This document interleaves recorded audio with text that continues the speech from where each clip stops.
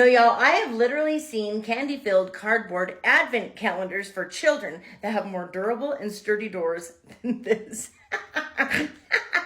But really, Jeff, I am disappointed. For being the richest man in the world. I gotta tell you, whoever it was that you hired or where you rented, give me a call. Because my 3rd grade diorama of dinosaurs in a Nike box, oh, it stood a much better chance of surviving slingshotting old Katy Perry up into space.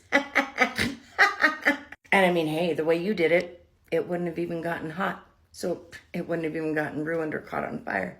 Isn't Jeff Bezos like the richest guy in the world? No, but really, isn't he?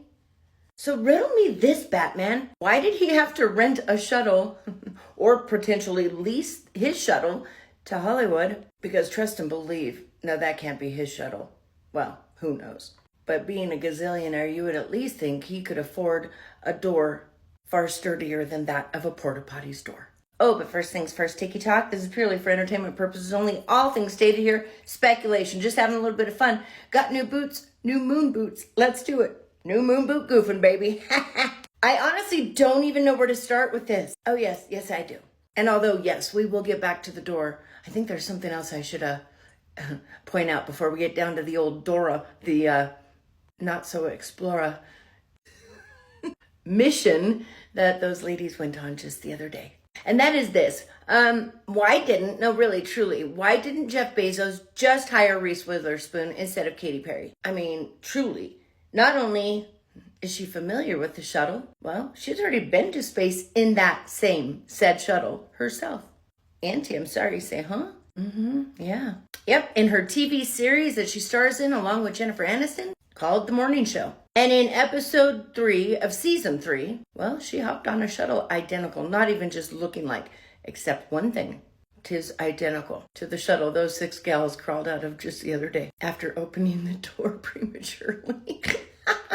And might I remind you again, the porta potty quality door to the shuttle. As the oopsie poopsie heard round the world, the door swung open prematurely before Jeff got there because he got there late because he stumbled and fell on his way. I guess he missed his mark, causing him to be a few minutes behind schedule of the actual door opening. And somebody within the shuttle, following script, opened it, but Jeff was not there. I know you've seen this. Well, you can't see it online anywhere unless somebody's downloaded it, but it was on the live. As a woman crew member leaned into the open door and said something to the effect of, I'm certain it was, shut the door. You've blown it. As the door shut, Jeff then awkwardly showed up with whatever sardine can key looking thing times 20 in size and awkwardly just kind of fiddled it on the door. I'm still waiting to see if it went into anything. No. And the door magically swung open again. Oh gosh, where was I? I went squirrel on you guys. Sorry. Oh, Reese Witherspoon. Season 3, episode 3, which was strangely and oddly named The Karman Line. In this episode, her character, Blakely, a news anchor, took a quick trip up into, the Karman Line in a shuttle that was identical to the New Shepard. Oh, and we'll get to that. Because a billionaire who wanted to save their network orchestrated the entire thing. That sounds oddly familiar as well. But check it out. Ooh, that's a scene that looks all too oh so familiar, but nowhere as familiar as this. Because old Reese Witherspoon here is rocking inside of the exact same, alleged styled shuttle as the old Blue Origin, what is it called? Boy, that looks familiar, because this is a scene right out of that show, The Morning Show. And another one. And another one.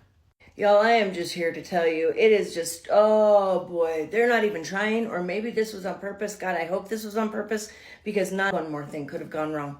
Not one more thing could have made this entire world believe. Even the biggest of skeptics, the not so conspiracy theorists are like, okay, yeah, no, nothing here happened. I mean, seriously, let's get to it. Let's start with the old white. I'm talking right off the dealership floor kind of white. Hasn't just gone through any kind of a, oh boy, jaunt into space. Now has it. So much so that old Bezos himself, once he picked himself up and dusted himself off, literally put his hand on it. If this had gone into space, ouch, that would have been hot. Don't even get me started on the whole crew's full glam hair, makeup, and the fact that their hair stayed. I mean, maybe a little wisp of a blow dryer. But nothing like we've seen all the female astronauts up in space with their hair sprayed up. I mean, well, up because of gravity not being up there. And don't get me started on Katy Perry's Daisy. So that Daisy's just going to be fully intact. Not a problem. Okay. Also, from Reese Witherspoon's show. But I want to talk a little bit about this. Not only is this hilarious, because I zoomed in a few times in it. Yeah, I would assume it would have said the HSS, but no, that says... Oh, Karman line. Where have I heard that? Oh, that's right. As I was doing my research and deep dive into the old Reese Witherspoon TV show, that episode itself was called the Karman line. And yes, although that is the common phrase used for wherever it is that they think they went to, just 62 miles above Earth, it is also the area that is essentially the point where the atmosphere becomes too thin to support conventional aircraft flight, and where spacecraft begin to rely on propulsion rather than aerodynamic lift. I'm sorry, did you just say it's too high up for a conventional airplane to fly? I would imagine. Hence, lack of gravity, pressure, and such. Which has truly got me, and I'm certain so many other people, over here scratching my noggin. Because as somebody who has just boarded and unboarded 4 planes in the past week, and I always touch this bad boy in prayer before boarding, I can guarantee you this is a standard door for safety on a Delta jet, commercial jet, Boeing jet. The same kind of jet that whole thing was explaining could not go any higher due to the lack of gravity and immense pressure in the Karman line. You know, like this kind of solid, secure, thick, big steel door. And this, very standard on an airplane for safety. And so y'all are really going to try to tell me that the richest man in this world could only afford a door like that, and 6 of the most prominent, I guess if you want to call them, money makers in the industry are going to go up in a space shuttle, fit for a movie or a TV show, with a door like this, okay, in the Karman line. Might I remind you, if you've seen the footage, that thing flopped open quicker than a porta potty on fire. Okay, Jeff, yeah, we're not buying it. Absolutely nobody is buying it. Not only because the door is flimsy and tiny and thin and bounces back and forth like a weeble wobble would. I just can't. I can't with this world anymore. But you want to know what I really can't? The name. New Shepherd. Hey, Jeff.